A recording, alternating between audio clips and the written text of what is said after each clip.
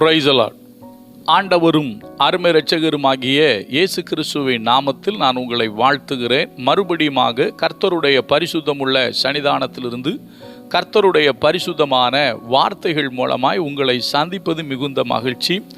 ஆண்டவருடைய பெரிதான கிருபையினால நாம் தொடர்ந்து சத்திய வசனங்களை ஆராய்ந்து அறியும்படி தேவன் நமக்கு கிருபை பாராட்டி வருகிறார். இந்த வாரத்திற்காக கர்த்தருடைய முகத்தை நோக்கி பார்த்த பொழுது தேவனுடைய பரிசுத்த ஆவியானவர் என்னோடு இடைப்பட்ட ஒரு காரியத்தை உங்களோடு பகிர்ந்து கொள்ள விரும்புகிறேன். இந்த வாரம் முழுவதும் நாம் தொடர்ந்து தியானிக்க போகிற செய்திக்கு தலைப்பு அடையாளமானவர்கள். வேதத்திலே அநேகரை ஆண்டவர் அடையாளமாக வைத்திருக்கிறார். நமக்கு உதாரணமாக ஏசாயா சொல்லுவார், நானும் கர்த்தர் எனக்கு கொடுத்திருக்கிற பிள்ளைகளும் இஸ்ரவேலிலே அடையாளங்களாகவும் அற்புதங்களாகவும் இருக்கிறோம் என்று சொல்வார்கள். அதே போல எசேக்கியேல் தீர்க்கதரிசியை பார்த்து கர்த்தர் சொல்லுவார், நான் அவர்களுக்கு உன்னை அடையாளமாக்கினேன் என்றும் சொல்லுவார். அது அல்லாமல் ஜனங்களுக்கும் சொல்லப்படும், எசேக்கியேல் உங்களுக்கு அடையாளமாக இருப்பான் என்று எசேக்கியேலை குறித்து ஜனங்களிடத்திலும் சொல்லப்படும். இப்படியாக வேதத்தில் சில மனிதர்களை தேவன் சில காரியங்களுக்கு அடையாளமாக்கி இருக்கிறார். சில மனிதர்களை ஆண்டவருக்கே அடையாளமாக்கி இருக்கிறார். இயேசு கிறிஸ்துவுக்கு முன் அடையாளமாக சில மனிதர்களை வேதம் நமக்கு சொல்லுகிறது. இந்த அடிப்படையில் இந்த வாரம் நம்ம தியானிக்க போகிறோம். ஆண்டவருக்கு முன் அடையாளமாக இருந்தது யார் என்பதை முதலாவது பார்ப்போம். அதற்கு பின்பதாக பின் நடக்க போகிற சில சம்பவங்களுக்கு முன் அடையாளமாக சொல்லப்பட்ட காரியங்கள், இல்லை என்று சொன்னால் அடையாளமாக சொல்லப்பட்ட நபர்கள், அடையாளமாக காண்பிக்கப்பட்ட நபர்கள் யார் என்பதை நம்ம தியானிப்போம். கர்த்தர் அதற்கு நமக்கு உதவி செய்வாராக. இன்றைக்கு முதல் நாளிலே முதலாவதாக ஆதாமை குறித்து பார்க்க போகிறோம். ஆதாம் ஆண்டவராகிய இயேசு கிறிஸ்துவுக்கு முன் அடையாளமானவன் என்று அப்போஸ்தலனாகிய பவுல் ரோமாபுரி திருச்சபைக்கு எழுதுகிறார். வாசிக்கிறேன் பாருங்க. ரோமர் 5வது அதிகாரம் 14வது வசனம். அப்படி இருந்தும் மரணமானது ஆதாம் முதல் மோசே வரைக்கும் ஆதாமின் மீறுதலுக்கு ஒப்பாய் பாவம் செய்யாதவர்களையும் ஆண்டு கொண்டது. அந்த ஆதாம் பின்பு வந்தவருக்கு முன் அடையாளமானவன். அப்போஸ்தலனாகிய பவுல் எழுதுகிறார், ஆதாம் பின்பு வந்த ஆண்டவராகிய இயேசு கிறிஸ்துவுக்கு முன் அடையாளமானவன் என்று எழுதுகிறார். எப்படி ஆதாம் இயேசு கிறிஸ்துவுக்கு முன் அடையாளமானான்? நன்றாய் கவனியுங்கள். இது ஒரு அருமையான காரியம், ஆழமான காரியம். ஆனால் மிக எளிமையாக அதை சொல்லுகிறேன். இந்த வசனமே அதற்கு சாட்சி. என்ன சொல்லுகிறது? அந்த வசனத்தை மறுபடியும் படிக்கிறேன். அப்படி இருந்தும் மரணமானது ஆதாம் முதல் மோசே வரைக்கும் ஆதாமின் மீறுதலுக்கு ஒப்பாய் பாவம் செய்யாதவர்களையும் ஆண்டு கொண்டது. அதனுடைய அர்த்தம் என்ன? தவறிழைத்தது ஆதாமும் ஏவாளும். ஆனால் அவர்களுக்கு இட்ட தண்டனை மரணம் அவர்களுக்கு பின்பு வந்த எல்லாரையும் பாதித்தது. அதானே ஆதாம் கிட்ட சொன்னாரு, நீ மண்ணிலிருந்து எடுக்கப்பட்டபடியால் மண்ணுக்கே திரும்புவாய். சரிங்களா? அப்போ மரணம் என்பது ஆதாமின் மீறுதலாலே வந்தது. ஆனால் மீறுதல் செய்தது யார்?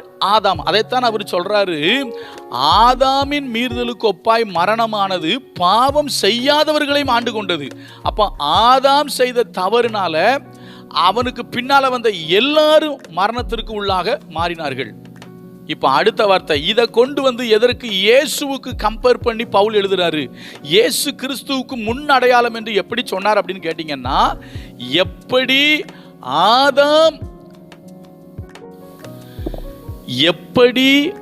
ஆதாம் தவறு செய்து அவனுடைய தவறு உலகம் அனைத்தையும் மரணத்திற்குள்ளாக கொண்டு போயிற்றோ, அதே போல இயேசு கிறிஸ்துவினுடைய கீழ்ப்படிதல். இப்ப வாசிக்கிறேன் பாருங்க.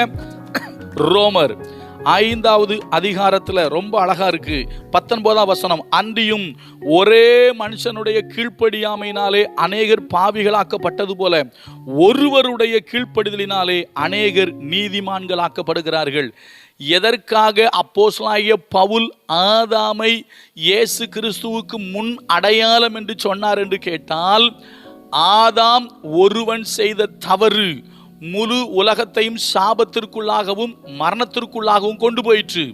அதே போல இயேசு கிறிஸ்து என்கிற ஒருவர் தேவன் மாம்சத்தில் வெளிப்பட்டு இயேசு கிறிஸ்துவாக அவதரித்து இயேசு கிறிஸ்து என்கிற ஒருவர் வேதத்துக்கு கீழ்ப்படிந்து தேவனுக்கு கீழ்ப்படிந்து அவர் நமக்காக கல்வாரி சிலுவையிலே ஆணி அடிக்கப்பட்டு ரத்தம் சிந்தி மரித்து அடக்கம் பண்ணப்பட்டு 3ஆம் நாள் உயிர் தெழுந்தபடினாலே அவருடைய கீழ்ப்படிதலினாலே மொத்த உலகமும் நீதிமான்களாக்கப்படுகிறது. மொத்த உலகத்தின் மனிதர்களும் அவரை விசுவாசிக்கிற எல்லாரும் நீதிமான்களாக்கப்படுகிறார்கள். அதனால தான் அப்போஸ்தலனாகிய பவுல் ஆதாமை இயேசுவுக்கு முன் அடையாளம் என்று சொல்லுகிறார். மறுபடியும் சொல்லுகிறேன், ஆதாம் என்கிற ஒருவனுடைய தவறு மொத்த உலகத்தையும் மரணத்திற்குள்ளாக, பாவத்துக்குள்ளாக, சாபத்துக்குள்ளாக கொண்டு வந்தது. ஆனால் இயேசு கிறிஸ்து என்கிற ஒருவருடைய கீழ்ப்படிதல், இயேசு கிறிஸ்து என்பவர் ஒருவர் நமக்காக செய்த காரியம் மொத்த உலகத்தையும் ரட்சிப்புக்குள்ளாக கொண்டு வந்து விட்டது. நல்லா கவனிங்க, யாரெல்லாம் இயேசு கிறிஸ்துவை விசுவாசிக்கிறார்களோ அவர்கள் எல்லாரும் இன்றைக்கு நீதிமான்கள் ஆக்கப்படுகிறார்கள். பாவங்களிலிருந்து, சாபங்களிலிருந்து, பிசாசின் அடிமைத்தனத்திலிருந்து விடுதலை பெறுகிறார்கள். அருமையான தேவனுடைய பிள்ளைகளே, இயேசு கிறிஸ்துவை அல்லாமல் வேறு ஒருவராலும் இரட்சகர் இல்லை.